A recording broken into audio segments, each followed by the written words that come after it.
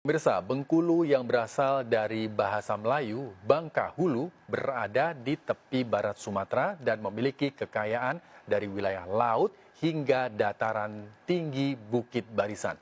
Bengkulu juga tidak bisa lepas dari sejarah perjalanan Presiden Soekarno saat diasingkan berjuang melawan Belanda.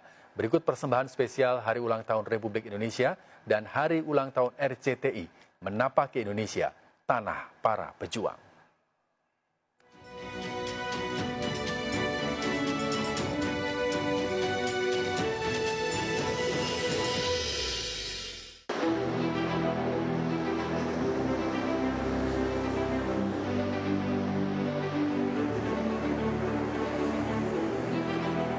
Pantai panjang Bengkulu membentang dari selatan hingga utara, alur surga bahari tepi barat Pulau Sumatera.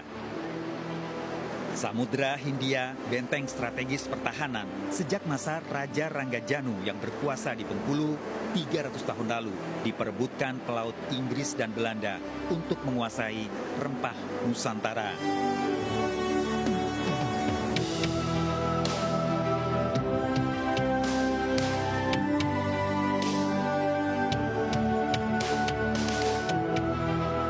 Pemirsa, 85 tahun lalu, Bung Karno diasingkan ke Bengkulu setelah sebelumnya selama 4 tahun di Ende Flores kegiatan politiknya menggelora melawan Belanda. Dari rumah pengasingan inilah Bung Karno kembali memulai berbagai pergerakan, namun dalam pengawasan ketat tentara Belanda. Semangat juang Bung Karno tetap berkobar melalui berbagai kegiatan, termasuk mengajar di sekolah Muhammadiyah, hingga merebut hati masyarakat Bengkulu, termasuk menaklukkan hati seorang Fatmawati.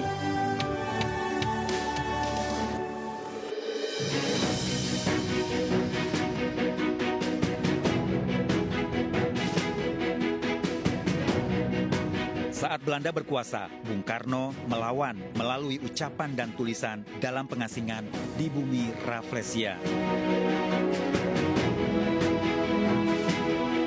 Sebagai tahanan tentara Belanda di benteng Marlborough inilah Bung Karno menaklukkan Residen Cornelis Edward Meyer secara kesatria empat mata bersenjata kata-kata.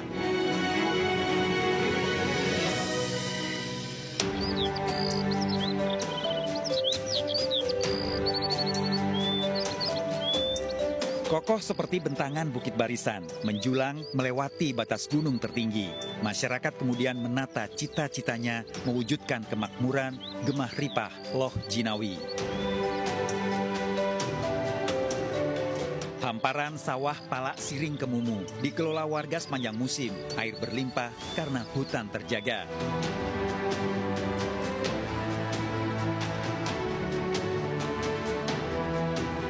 Petani tekun merawat padi, swasembada pangan buah dari kemerdekaan yang diperjuangkan.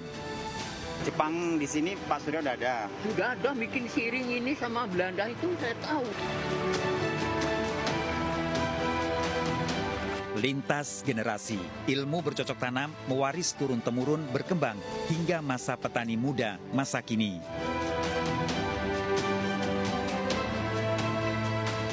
Seribu tahun bisa jadi serasa sehari. Sejuk hembusan angin Bukit Daun menyempurnakan keindahan sawah terasering Bengkulu Utara.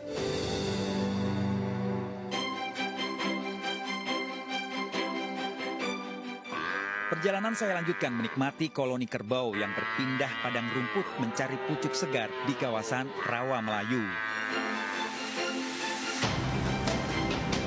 Tanah bertuah berlimpah pakan menjadikan Bengkulu penghasil ternak kerbau dengan harga jual tertinggi di Indonesia karena kualitas dagingnya. Liar di alam bebas, pengawasan dalam kendali peternaknya.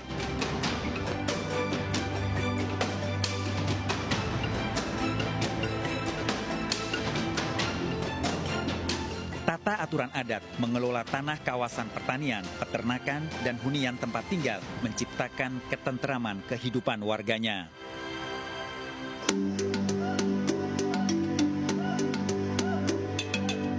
Menyusuri hutan Palak Siring menjadi pilihan saya mencari keberadaan bunga Rafflesia. Kaki kokoh menjejakkan langkah, tangan harus terampil menggapai pegangan karena bunga ini tumbuh di tebing jurang curam.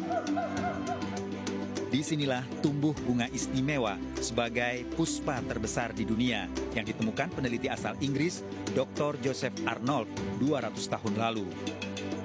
Dari 27 jenis Rafflesia di dunia, sebagian besar tumbuh di Pulau Sumatera. 5 diantaranya berkembang di Bengkulu, yakni Rafflesia arnoldi, Gadutensis, Hasseltii, Bengkuluensis, serta Rafflesia kemumu.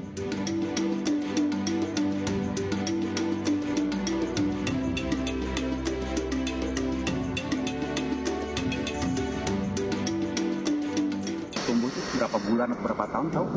Sekitaran 2 sampai 3,5 tahun tergantung berapa besarnya.